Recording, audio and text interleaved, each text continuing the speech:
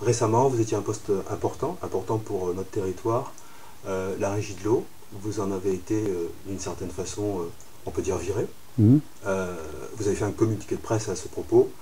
Est-ce que vous pouvez nous donner quelques explications? Bien écoutez, ce qui s'est passé à la régie de l'eau est relativement simple, c'est que M. Philippe Sorel, le président de la métropole, a de manière arbitraire changé la composition du conseil d'administration, qui avait voté à l'unanimité la poursuite de notre aventure au service de l'intérêt général, et il a changé cette composition en m'enlevant ainsi que d'autres qui lui déplaisaient. Et par là même, il a pu élire sa première vice-présidente à ma place comme présidente du conseil d'administration. Il n'a pas pu virer les membres de la société civile qui étaient là, parce que ça aurait été à mon avis beaucoup plus difficile à admettre. Et voilà, il a changé la composition. Moi je trouve que c'est déplorable. D'abord, je vais faire un recours devant le tribunal administratif, car dans les statuts de la régie, il est clairement marqué que les membres du conseil d'administration sont élus pour la durée de la mandature. Et donc là, c'est une rupture avec ce contrat d'origine. Ça déstabilise un service public, une entreprise publique, car ce qu'il faut bien comprendre, c'est qu'on avait construit une régie totale. C'est-à-dire depuis l'extraction de l'eau dans la source du Lez, son traitement à l'usine Arago, sa distribution à la totalité de la population, c'est-à-dire plus de 333 000 habitants, tout ça dans des conditions excellentes et avec une très bonne qualité de l'eau, dans une situation où le changement climatique nous oblige justement à traiter ce bien commun comme un bien très précieux et non pas comme une marchandise. Et nous avons pu, puisque la régie est plus, comment dire, plus économe qu'une entreprise privée dans la gestion du bien, qu'elle n'a pas d'actionnaire, qu'elle n'a pas de frais de siège, qu'elle n'a pas de retour vers le siège central, que ce n'est pas une vache à lait pour nourrir d'autres aventures financières, eh bien, on a pu baisser le prix de l'eau de 10% et on avait engagé cette aventure. On l'a fait en 3 ans, hein. On a décrété ça en 2014 et 2017, ça tourne. Voilà, la première année de fonctionnement 2016 a été excellente. 2017, Monsieur Sorel, pour des raisons purement politiciennes, décide de rompre ça. Il y a une crise de gouvernance. Voilà, cette crise de gouvernance, voilà, je peux en discuter après, on peut en parler si vous voulez, mais ça ne devait pas remettre en cause la continuité d'une entreprise publique qui ne doit pas être déstabilisée. Je vois notamment que hier, ça c'était pas dans mon communiqué, donc je vous le révèle, dans la discussion, il a déclaré qu'il ferait faire une audit de la régie, suggérant par là qu'il y aurait eu des dérives, sans dire lesquelles. Et vous savez qui va faire l'audit? L'administration de la métropole. Donc c'est un peu le contrôleur qui se contrôle lui-même, quoi. Donc c'est un peu fort de café. Et à ce sujet, je lui réponds, je suis favorable à un audit, mais à condition que ce soit un audit indépendant, et puis qu'on commence par un autre audit, celui que je demande depuis 3 ans. C'est-à-dire l'audit de 25 ans de gestion par Veolia. Et ça, personne n'a tiré le bilan de ça. Et tout le monde regarde ses chaussures à chaque fois que je dis ça. Parce qu'on ne veut pas qu'on fasse le bilan de la gestion par une multinationale de l'eau pendant 25 ans de l'eau à Montpellier. Donc moi je suis prêt à faire un audit de la régie, à condition que ça soit quelqu'un d'indépendant qui le fasse et qu'il y ait toute la probité nécessaire à ce sujet, mais que préalablement on fasse le bilan de Veolia. Donc voilà ce qui s'est passé au niveau de la régie. Mais attention, hein, moi je ne suis pas, comment dire, tous mes combats, je les mène comme participant à un combat collectif. Je suis l'un des membres de ce combat collectif. Et le combat pour la régie de l'eau, il a commencé de manière citoyenne en 2009-2010. On a fait des collectifs, on a consulté les gens. Ici même à Grabel, alors que j'étais maire depuis 2008, on a fait un référendum local. Il y a plus de 50% de la population qui a participé à ce référendum, alors qu'on me disait que ça n'intéressait personne. Il y a 95%, ils sont prononcés pour la régie de l'eau. Donc j'ai le sentiment que les citoyens, grâce à ce que nous avons fait sur la régie de l'eau, les citoyens ont compris que c'était un bien qui ne pouvait pas être une marchandise et que ça devait être géré de manière collective, écologique, citoyenne. On a démontré ça. Pendant 3 ans, on n'a quasiment jamais vu M. Sorel à la régie. Nous avons fait notre boulot. Pour des raisons de préséance politicienne, il nous vire de la régie, mais ça ne nous empêchera pas de continuer ce travail citoyen. On est des milliers à suivre ce travail au niveau de l'eau et on va le marquer à la culotte, on va suivre ça et aujourd'hui je vais me battre pour un objectif très clair. Premièrement, que toutes les régies, toutes les communes qui sont en dehors du territoire de la régie et qui souhaitent revenir dans la régie puissent le rejoindre à la fin du contrat en 2021. Donc si aux élections municipales de 2020, les électeurs de ces communes mandatent une commune pour qu'ils reviennent dans la régie, qu'on puisse les accueillir. et que deuxièmement, on étende la régie à l'assainissement, et je pense que c'est ce qui a fait peur à M. Sorel, parce que l'assainissement est toujours dans les mains des multinationales de l'eau. Il y a un énorme investissement qui va être fait sur Maera, c'est un énorme enjeu, hein, c'est près de 100 millions d'euros, et je voudrais que ça soit la puissance publique qui garde la maîtrise de tout ça, parce que c'est l'enjeu du développement de ce territoire, de son écosystème, de son équilibre, et que donc dans ce contexte-là, il y a un enjeu démocratique de première main. Écoutez, moi, politiquement, je suis totalement indépendant, et donc en 2014, plusieurs communes ont élu des maires, dont celui de Montpellier, sur l'objectif d'avoir une régie publique. Et le lendemain de l'élection, Philippe Sorel me demande si j'accepte de mettre en place cette régie publique de l'eau. Voilà. Donc, j'ai accepté, et j'ai posé 3 conditions qu'il a acceptées à ce moment-là. La première condition, c'est qu'on fasse une vraie régie publique de l'eau. Pourquoi? Parce qu'il y a des endroits, on dit on fait une régie, mais il y a 7 salariés, et tout est traité par des marchés en dessous, et c'est donc Suez, la SOR, Veolia qui ont les marchés. Et en fait, c'est pas une régie, c'est une fausse régie. Donc je voulais une régie avec personnalité morale, et où les salariés de Veolia exécutant de cette régie intègrent la régie. On a négocié, on l'a fait. Bon, ça a été fait. Première condition, il m'a dit OK. Deuxième condition, j'ai dit j'ai des dossiers sur lesquels je ne suis pas d'accord avec toi, et je voudrais continuer, même si j'ai la vice-présidence de l'eau et je mets en place la régie, continuer à marquer ma différence sur ces dossiers. Il m'a dit lesquels?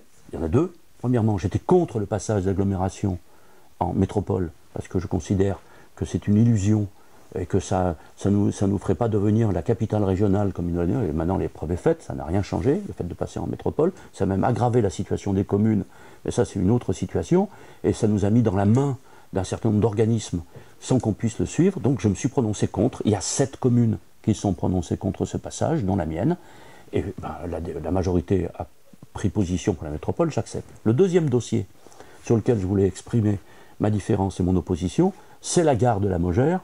L'installation d'une gare en plein champ, alors qu'on venait de rénover la gare Saint-Roch, ça fait diminuer l'intermodalité avec les centres-villes. C'est le vieux modèle français sur lequel se gavent les constructeurs, les sociétés immobilières. Et je suis contre ce bétonnage de tout le sud, cette disparition des terres agricoles, etc. Je dis, ça, je ne peux pas l'accepter. Il me dit, t'as raison, vas-y, il y a un débat, c'est ouvert. Et je dis, et je l'ai annoncé que si ça se faisait, je ferais un recours contre le partenariat public-privé, puisqu'il n'avait pas donné les choses. Voilà, M. Sorel, vas-y, voilà.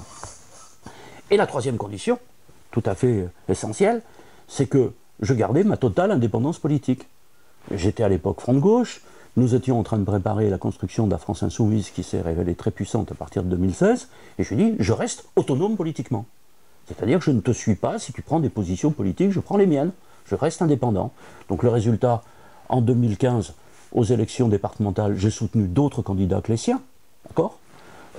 En 2015, décembre 2015, aux élections régionales, j'étais en queue de liste de la liste de M. Onesta, avec tous les amis qui feront la France Insoumise ensuite, pour pouvoir faire une indépendante du Parti Socialiste, et donc de la liste de M. Sorel, et j'ai fait campagne, il ne m'a fait aucune remarque, il n'a rien dit. Et lorsqu'il y a eu les élections présidentielles, il n'y a personne qui n'ignorait que je soutenais Jean-Luc Mélenchon depuis le début, et que j'ai fait campagne avec lui. Et même, j'ai entendu Sorel dire « Ah, ce que M. Mélenchon dit des choses intéressantes. » Ça, moi, j'aime pas trop quand on dit des choses vagues comme ça. Moi, je préfère les engagements clairs. Et puis un jour, il a été pour Mélenchon, un jour, il a été pour Juppé, un autre jour, il a été pour Valls, et à la fin, il a été pour Macron. C'était la Valls-hésitation permanente. Et donc, moi, j'ai pas changé pendant toute cette époque-là. Je faisais la campagne de la France Insoumise. Et j'ai annoncé très longtemps à l'avance que je serais présent dans les élections législatives. Et c'est pour ça que j'ai fait campagne comme suppléant auprès de Muriel Ressiguier, qu'on a fait une super campagne, qu'on a gagné, et puis ça, voilà. Alors, ces gens-là ne nous tolèrent que quand on perd. Quand on gagne, ça leur pose un problème. Voilà, donc j'ai été indépendant, et c'était l'accord de 2014. Peu à peu, un doute a saisi mon esprit à partir de la fin 2015, en me disant que cherche Philippe Sorel. En plus, sur très nombreux dossiers, on n'arrivait pas à discuter, on n'arrivait pas à approfondir, la situation devenait un peu difficile. Donc moi, j'ai veillé à ce que la régie publique de l'eau se fasse et se termine correctement. Elle est rentrée en exercice le 1er janvier 2016. La première année était une année importante. On vient de faire en juin 2017, on a fait le bilan de la régie. Ce bilan est hyper positif, donc il fallait que je fasse ça. Mais bon, Philippe Sorel n'avait aucune stabilité politique Et donc, cette rupture finalement qui a eu lieu en juin 2017, c'est une rupture quelque part normale. Parfait. M. Sorel décide de faire de la métropole quelque chose qui est lié à un groupe politique particulier. C'est une rupture dans la gestion de l'intercommunalité. Et si vous permettez, je vais m'expliquer un petit peu sur cette rupture avec la gestion de l'intercommunalité. Quand j'arrive, d'ailleurs, un jour, on m'informe que si je veux, je peux créer un groupe France Insoumise à la métropole. J'ai dit, vous foutez de ma gueule. Je ne suis pas élu à la métropole comme France Insoumise. Je suis à la métropole élu par les Grabellois pour représenter la ville de Grabel, qui sait que je suis France Insoumise, d'accord? Mais qui m'a élu sur un mandat municipal, d'accord? Et donc, quand j'arrive à la métropole, je défends les intérêts de cette liste de Grabel, je représente Grabel. Et l'intercommunalité, elle n'existe que par la volonté des communes d'y participer. C'est pour ça que la métropole, l'agglomération, une communauté de communes, ça s'appelle des EPCI, des établissements publics de coopération intercommunale. Nous ne sommes pas élus au suffrage universel dans ces instances de manière directe. Nous sommes élus par le biais de nos communes. D'accord ? Et donc, je ne veux pas trahir le mandat de 2014 que m'ont donné les électeurs en faisant un groupe France Insoumise alors que la France Insoumise n'existait pas en 2014. Ça n'a aucun sens. Et donc lui, pour des opérations tacticiennes, parce qu'il ne pense qu'à sa réélection, décide de faire un groupe En Marche en voulant surfer sur la popularité de Macron, popularité au mois de juin, hein, parce qu'aujourd'hui on n'en est plus là, d'accord? Et il a envisagé de faire ce groupe. Donc il politise automatiquement la coopération intercommunale. Donc face à ça, les différents maires, 9 maires en l'occurrence, et 17 conseillers métropolitains, nous avons décidé de poursuivre la démarche intercommunale, de ne pas tenir compte de la violence avec laquelle M. Sorel traite son institution. Et nous allons mis en place ce fameux groupe de coopération intercommunale dans lequel il y a différentes sensibilités politiques, ou des gens, par exemple, il y a des maires qui refusent de dire pour qui ils votent aux élections politiques, mais ils sont élus maires de leur commune et ils gèrent leur commune. Donc on est ensemble. Il y a d'autres maires qui n'ont pas voulu se rallier à un groupe, qui regardent entre les deux, c'est leur droit le plus strict.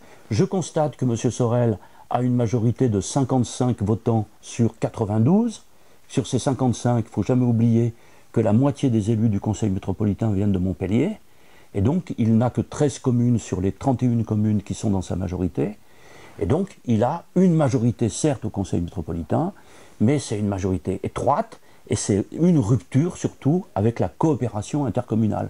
Donc, lorsqu'on porte un projet communal, par exemple le projet de régie, je l'ai fait partager, j'ai vu toutes les communes, tous les maires sont représentés.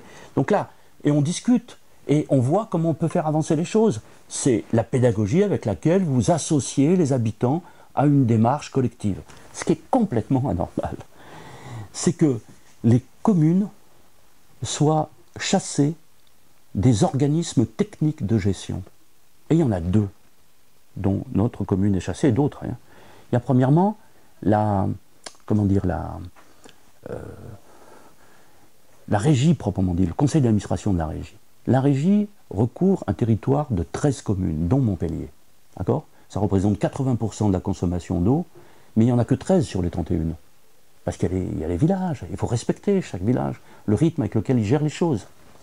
Et ces 13 communes, mon objectif à moi, c'est qu'elles soient représentées dans le conseil d'administration, par leur maire ou par un représentant du maire. Et que ça signifie que la commune est représentée, quelle que soit la couleur politique du maire. Voilà. Pourquoi ? Parce qu'on gère un bien commun qui appartient à tous, l'eau. Et pour pouvoir me virer du conseil d'administration, parce qu'il n'était pas sûr d'avoir la majorité, il vire Grabel, et en l'occurrence le CRES aussi, on n'est plus représenté. Et dans le conseil d'administration, arrivent des choses étranges. Il y a 3 personnes de ce conseil d'administration qui, dans le collège élu, qui appartiennent à un territoire extérieur au territoire de la régie. Pourquoi ils sont là? Comment ils le justifient? Et puis je constate aussi que dans le conseil d'administration, il y a certes quelqu'un qui est légitime pour y être, c'est monsieur le maire de Pérols, et ce monsieur le maire de Pérols, Jean-Pierre Ricot, qui intègre le conseil d'administration de la régie. En tant que maire de Pérols, c'est légitime. mais il doit avoir un devoir de réserve, car il est un des cadres d'une multinationale de l'eau.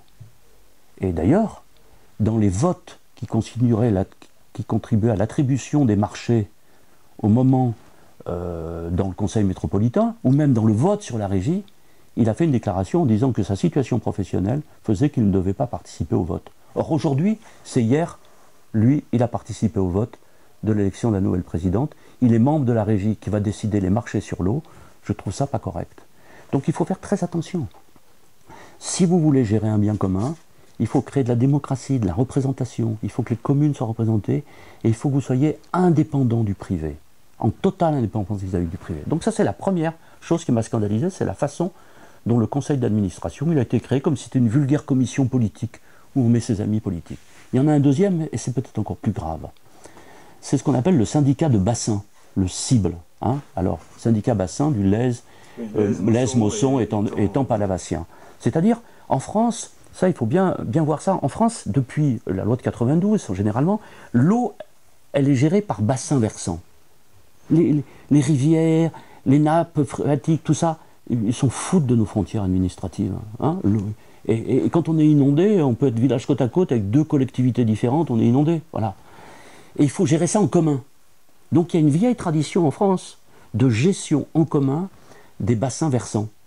Pour les inondations, pour la préservation des milieux aquatiques, pour étudier l'étiage des rivières, pour le traitement des nappes, tout ça, ça se gère par bassin. Ici, Grabel, avec toutes les communes limitrophes de la Mosson, du Lèze et des étangs palavassiens, avait constitué un syndicat de bassin, le cible, pour gérer tout ça.